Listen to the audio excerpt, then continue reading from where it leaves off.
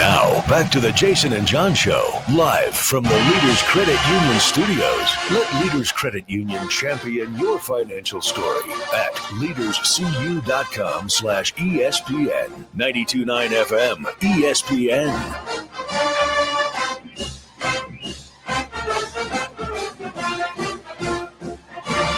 Yeah, I thought about this, Frank Bonner. I don't know if it's right that we bring you in, although I love it as a Memphis graduate, to the Memphis fight song when you are an Indiana man. And so for some, like we bring in, Drew Hill, your colleague over the Daily Memphian, will play the Alabama fight song, right? But for you, we play the fight song of the team you covered, and that's not necessarily right of us, is it? As I look to maybe correct something, does that do anything for you? I'll say, is this it? This is Hoosiers? Yeah. The Indiana. I'll say this, though. It's easy to do it for Drew because Drew covers the Grizzlies, and he's not a college football beat writer. I see. So when I come in here and I talk about the Hoosiers and everything, but you try to be impartial to the college football reporting. So I don't mind. I remember that life. Yeah, so you know how I was it goes. A beat writer. Yeah, I know exactly what you're talking about. You know what we should do. He's just giving us let's give Frank some music. Okay. Regular music? Like, what's your vibe?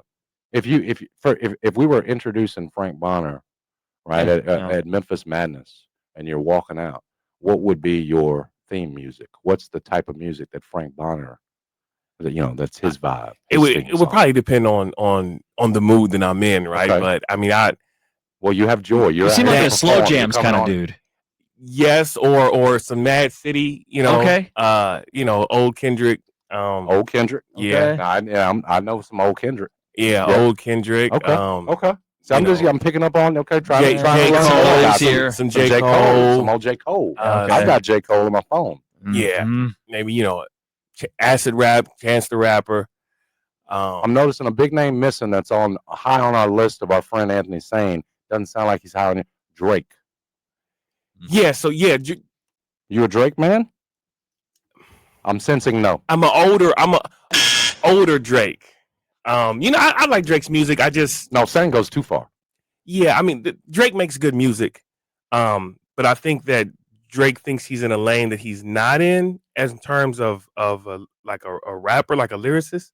Which but I mean, the music he makes is good. Yeah. Okay. Well, as we continue to learn more things about Frank Bonner, we're going to find you that theme music because you're right. We shouldn't force a college football fight song on you. You're in the business of covering this stuff objectively, and we don't need to put team stuff on you. We want to give you some music. We want to give you a theme song. So we'll continue to work on that. For those that are not already, make sure you're following Frank on X over at Frank_Bonner to read his stuff over at dailymemphian.com. All right, we got an absolute big one. You've come back from Houston in the Rice game under the weather. You gonna be ready for Friday night? Oh, I don't have a choice. Some allergies. I'll take me a. Okay, this is allergies. I'll take me a Benadryl or whatever. Yeah. Now, you've written a very, very important story. I don't do fake headlines like John does when he introduces you. I do real headlines, and you wrote something very important. Brendan Lewis looked good. Okay, I mean, we're obviously all monitoring his health at practice yesterday. Status-wise, in terms of this Memphis team health, Brendan Lewis being the first thing.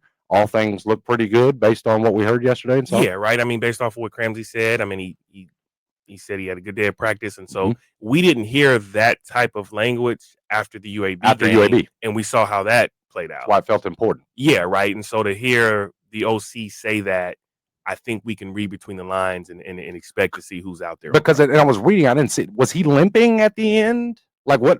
To what degree did he get hurt? Okay, so your understanding in this one. So here's the thing. So like he took the tackle, and then like he did, limp to the sideline, and then we didn't see him anymore. But Silverfield said that after that drive, he planned on pulling him anyway. And so we truly don't know. Let's say the game was close and they needed Brendan to play. Yep.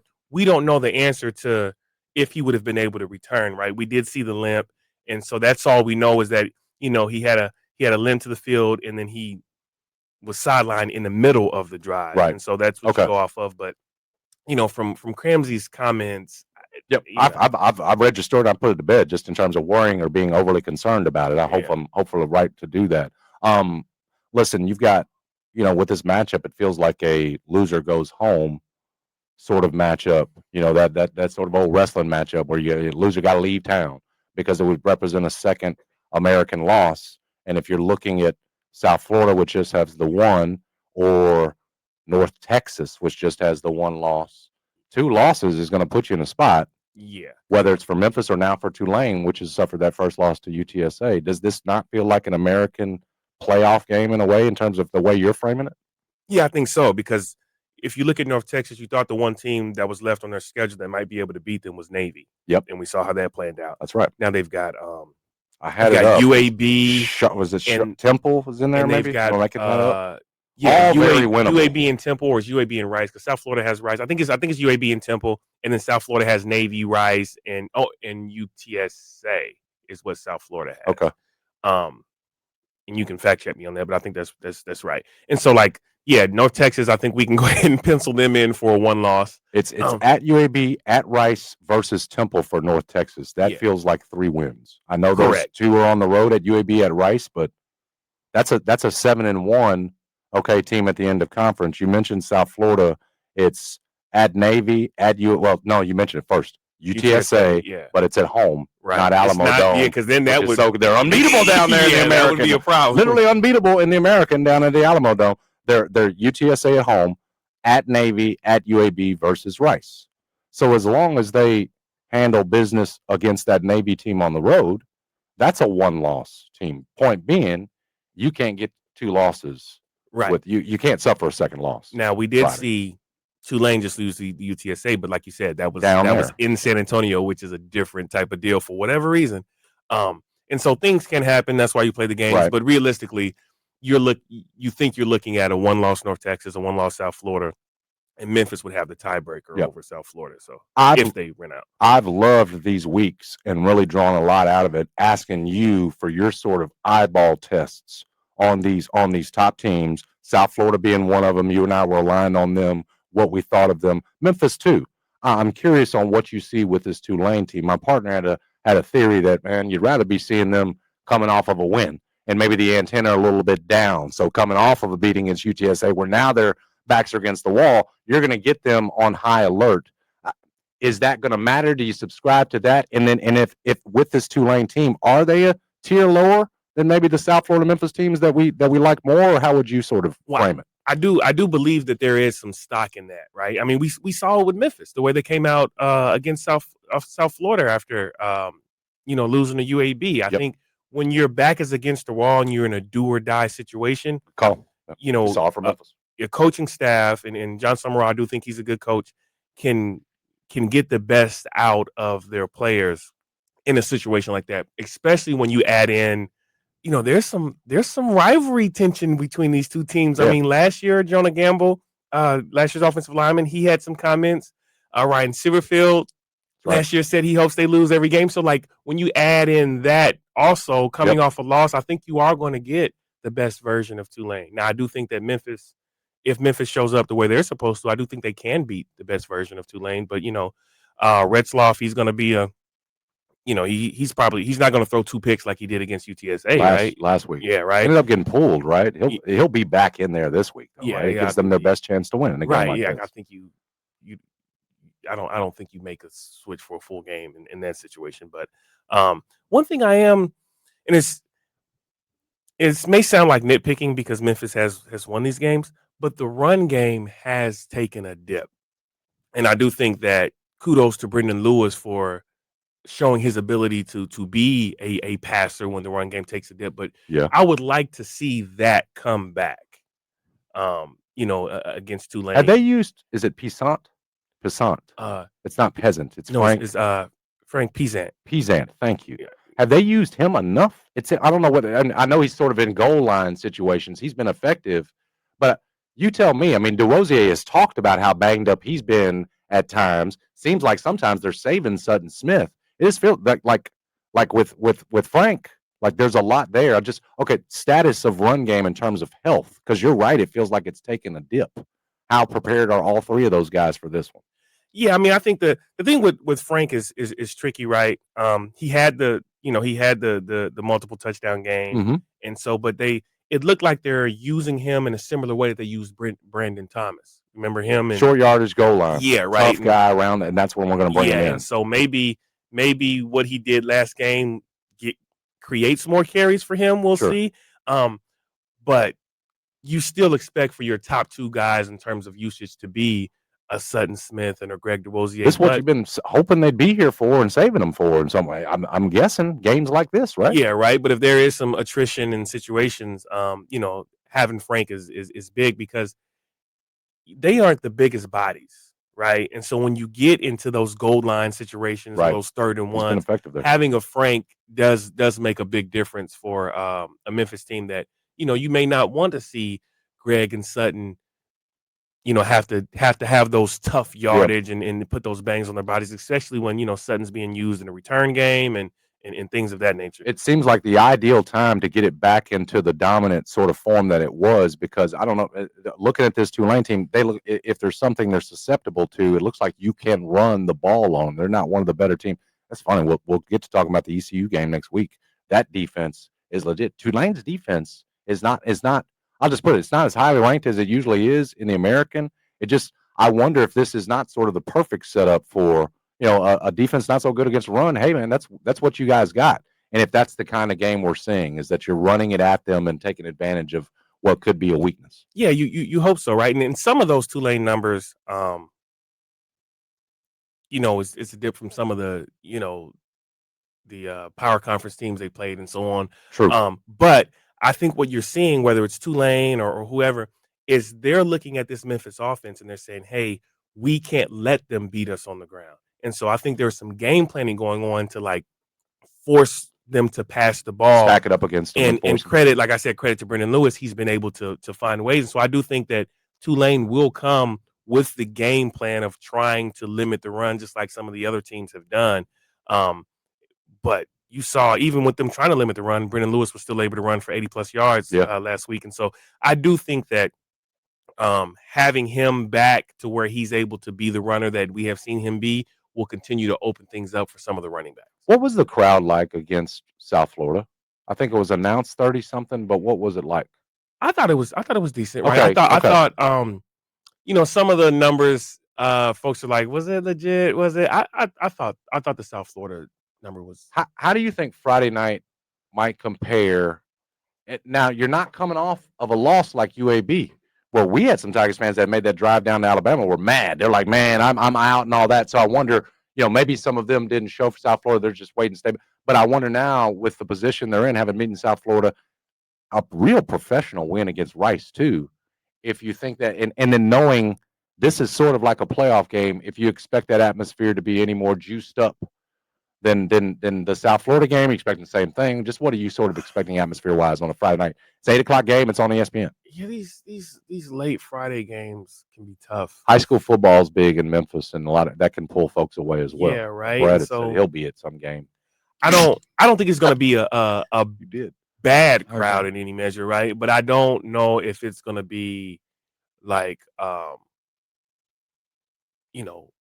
every seat is filled type of situation. I mean, I think the crowd will be good, but it won't be conference championship game level, and because it's a Friday night. Because it's a Friday night. And that's just my opinion on it. These Friday night, these late 8:00 Friday night, you're not necessarily bringing your 7-year-old to an 8 p.m. game and thinking you're going to stay the whole time. That it's 8 like that, to your point. Yeah, waiting a little bit longer. And then the kids still have school that day. If you got some kids you're trying to bring to the game, and I think that will limit the ceiling for the crowd, but I think the crowd still will because the people are back on the bandwagon, right? Yeah. Like you have 3 games left and you're still controlling your own destiny. Like if you are a Memphis fan, that's what you wanted. Obviously you didn't want to see Memphis lose the UAB or whatever, but with 3 games left, you still wanted to be in the driver's seat of your own destiny, and you still have that ability to win your way into the conference championship. Let me ask you, I'll throw a scenario at you. I'm curious what you think.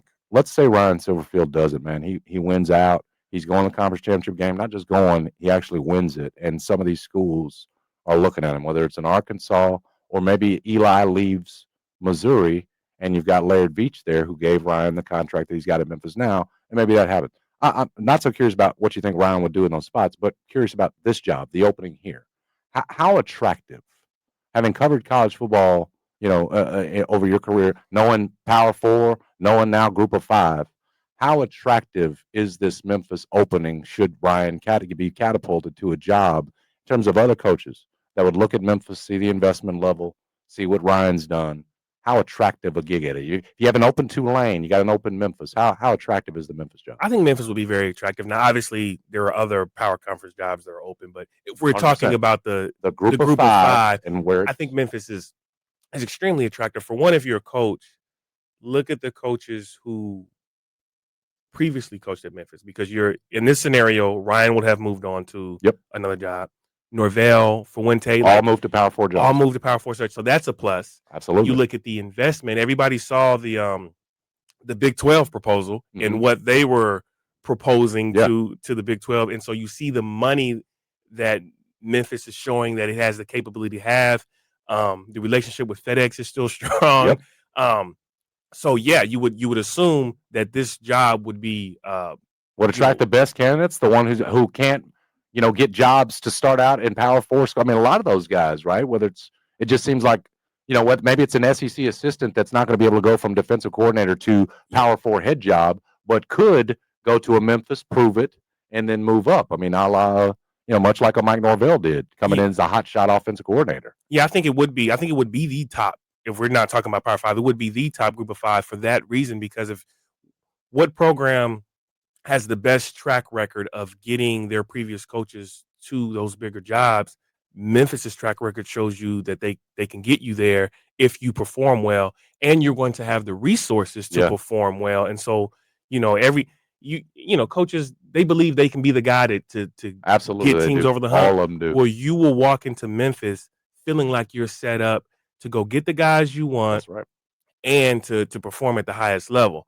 And everybody's talking about NIL and everything, and Memphis is showing that it is committed to trying to compete in those spaces. Yeah, I'm with you 100%. Virginia Tech proved hard for Fuente. We're seeing how hard Florida State proved for Norvell. Do you think Silverfield, knowing him, covering him the way you have, moves the needle at a Missouri or an Arkansas? Those are hard jobs in a hard conference where, listen, you got to credit Eli what he's done in Missouri, but there's another whole tier or two to get to if you're Missouri. Does Ryan move the needle and improve those situations over time? Do you think he's a success in turning heads at in Arkansas or Missouri? Well, I think it would be easier in terms of expectations. I think you would have more time to do it at Arkansas, because we see what Missouri is, what you're stepping into. Right. If you're stepping into Arkansas, you're not stepping into a program that is going to automatically have conference championship aspirations. No. Well, Missouri, they're going to expect you to keep that train rolling, right? And the thing about Ryan, and I've come on here and said before, in terms of his ability to recruit, you take what he has in terms of the Memphis resources and the teams he's been able to put together. It's one of his strengths. Now you give him SEC resources, and you think the recruiting will continue to be as it has been, and then you're just banking on the fact that he can put it together. But he's going to have longer time to put it together at Arkansas than he will at Missouri. I mean, you remember after year 3 here at Memphis, folks were wondering if he was going to have a year 4. Yeah. And then now look where he's done. And so I think the leash will be longer to take time to build at Arkansas than it would be Missouri. I think I know the answer to this final question, but I want to confirm it with you. I was talking about it with Brad. If either one of those open or an opportunity like that, whether it's in Arkansas or Missouri, there is no turning it down if you're Ryan, right? Is it a strike while the iron's hot, or if Ed brought an offer and maybe you feel like you can do this every year, maybe you feel like the coaching carousel will come back around. I don't know. These opportunities are so coveted. I'm just saying, if one of those offers comes, you would expect Ryan to take it. Well, I think if you're a Group of 5 coach, and when you have, because this is with the assumption that Ryan has won the league and Memphis is in the playoffs. Still, yes. I think you have to capitalize on that moment, because you don't know how long it's going to take for you to get that again. And we've seen 5 other years where you didn't make the conference championship. No, we love the level of investment, but we've seen years where he's not making it. And if you're not in that conference championship in the AAC, then you're not on those lists. So technically you could hurt your stock, right? Going back to your argument about striking while the iron's hot. If you came back and it ain't as hot, Well, you ain't as hot a coaching candidate. Maybe those opportunities aren't as good. But we've seen John Summerall turn down. He's waited, I suppose. Yeah, right. And so is it going to cost him? But it doesn't seem to. If you read all these coaching candidate lists, he's still on them. But this season hasn't been great either. Not yet, not to this point. Yeah, but and so here's the thing: like seasons obviously matter or whatever. Yeah, he's got a bunch of SEC ties. If you are an AD and you think that guy is a good coach, him not making it to the conference championship this season, you probably still think he's a good coach. That seemed to be what they think about Summerall. Yeah, right. And so there are some coaches where getting to the conference championship, like a Ryan Silverfield, would obviously boost him.